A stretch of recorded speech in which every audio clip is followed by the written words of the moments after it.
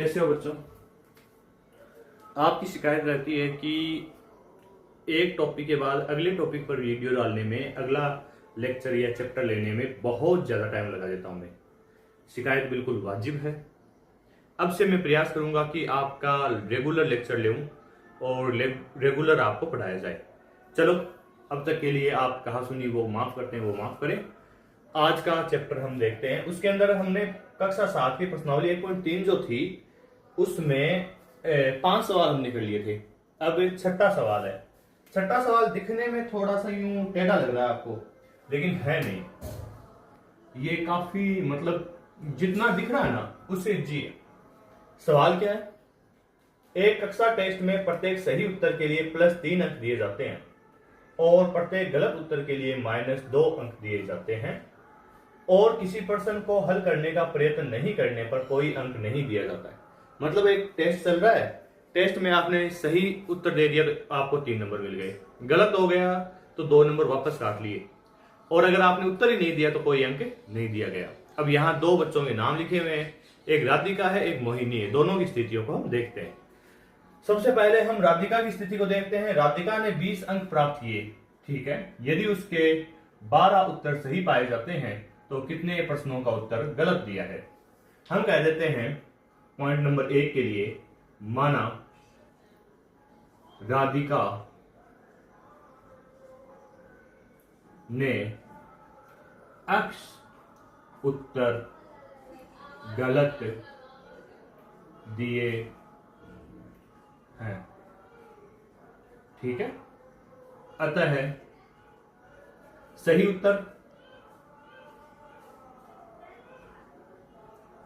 उत्तर के लिए अंक कितने हैं? 3 अंक दिए जाते हैं, गुणा 3 प्लस गलत उत्तर, उसके लिए अंक कितने हैं? -2 बराबर कुल अंक। ये छोटा सा फॉर्मूला बनता है भाई। सही उत्तर के लिए 3 नंबर दे दिए, गलत के लिए -2 दे दिए और कुल अंक आ गए। हमें कहा है कि सही उत्तर उसने दिए हैं 12, तो 12 गुणा 3 प्लस गलत उसने पता नहीं कितने दिए, x मान रखा हमने, x गुणा -2, कुल अंक उसे मिले हैं 20 बराबर 20। या हम कह देंगे भारतीय 36 -2 को x से गुणा करेंगे -2x बराबर हो गए 20। या हम कह देंगे -2x बराबर 20, ये 36 उधर ट्रांसफर कर देंगे तो -36। या हम कह देंगे -2x बराबर -16। 36 में से 20 गए, दोनों तरफ जब माइनस हो तो हम कह देते हैं कि ये दोनों ही प्लस हो गए। या हम कहेंगे x बराबर 16/2, या हम कह देंगे x बराबर 8 उत्तर। तो उसने जरूर कितने गलत उत्तर दिए होंगे? 8। और ऐसे मतलब इस सवाल में आपको कंफ्यूजन हो कि आपने उत्तर सही दिया नहीं दिया, तो इसके लिए थोड़ा सा मौखिक करके देख लें। 12 के सही उत्तर तो 12 के 36 नंबर मिल गए, 8 के गलत उत्तर 8 दूनी 16 नंबर, 36 में से 16 गए 20। सही बैठ रहा है। अब हम मोहिनी की बात करते हैं तो हम कहेंगे पॉइंट नंबर 2, माना मोहिनी ने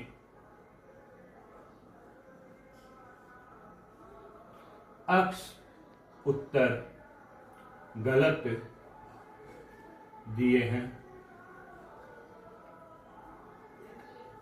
ठीक है। अब मैं यहां कर रहा हूं, आपको नीचे ही करना है, ठीक है, आपको यूं साइड में नहीं करना है। तो हम कह सकते हैं अतः है वही फॉर्मूला कि अगर सही उत्तर दिया है उसने तो उसको हम 3 से गुणा कर देते हैं, प्लस जो गलत उत्तर दिया है उसको हम -2 से गुणा कर देते हैं, बराबर आ जाएंगे कुल अंक। यहां तक किसी को समस्या नहीं है ना? या हम कह देंगे सही उत्तर उसने दिए थे, देखो मोहिनी ने 7 उत्तर सही दिए हैं, तो 7 गुणा 3 प्लस गलत उत्तर उसने कितने दिए हमें नहीं पता, तो x मान रखा हमने, गुणा -2 बराबर कुल अंक उसके पास आए हैं -5। या हम कह देंगे 7 21, माइनस का चिन्ह आ जाएगा क्योंकि प्लस को माइनस से गुना करने माइनस आते हैं। 2x बराबर माइनस के 5, या हम कह देंगे माइनस के 2x बराबर माइनस के 5, और ये 21 उधर जाते ही माइनस के 21, या हम कह देंगे माइनस के 2x बराबर 21 और 5 कितने होते हैं 26 माइनस के, दोनों तरफ माइनस है तो प्लस हो गया, या हम कह देंगे x बराबर 26/2, या हम कह देंगे x बराबर 13। तो कितने उत्तर गलत दिए हैं 13 उत्तर। अब इसको एक बार चेक कर ले हम। देखो सही उत्तर उसने दिए थे 7, तो 7 के हो गए 21 नंबर, लेकिन गलत दिए 13, तो 13 के 13 दूनी 26 नंबर वापस कटेंगे। 21 कटे तब तक तो 0 आया, लेकिन 5 नंबर और काटने के लिए हमें माइनस की तरफ जाना पड़ेगा। कितने माइनस? माइनस के 5 तक। ठीक है, इजी सवाल है। चलो अगला क्वेश्चन अटेंड करते हैं, तब तक आप इसको नोट करें।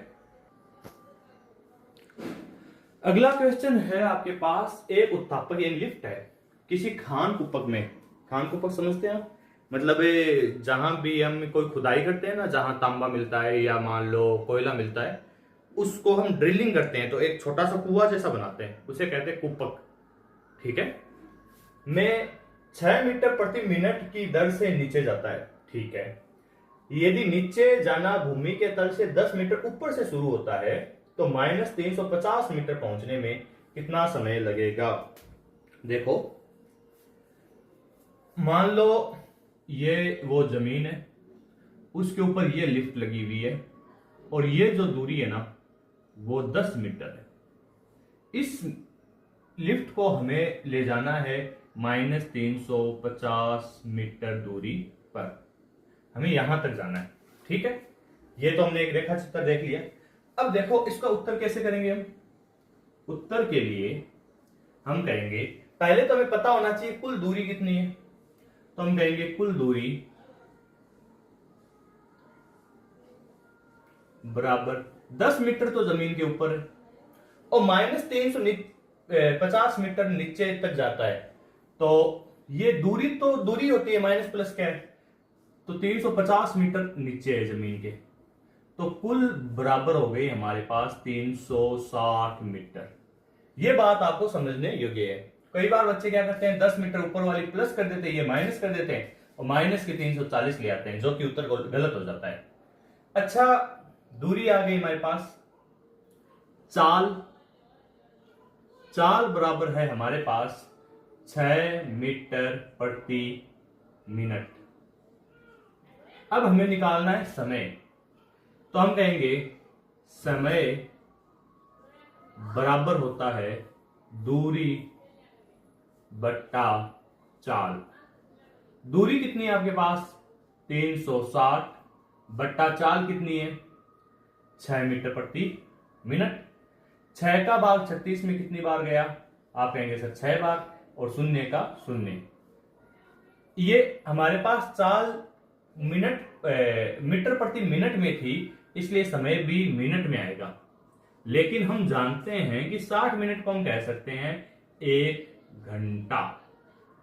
बताओ मुश्किल थोड़ी ना है भाई, हमने पहले कुल दूरी निकाल ली, फिर चाल लिख दी, समय का सूत्र होता है दूरी बट्टा चाल, वो लिख दिया, हमारे पास 1 घंटा उत्तर आ गया। चलो ये प्रश्नावली आपकी यही फिनिश होती है। हम अगली कड़ी में ये जो दूसरी प्रश्नावली है उसको कंप्लीट करेंगे। तब तक के लिए जय हिंद, जय भारत, धन्यवाद।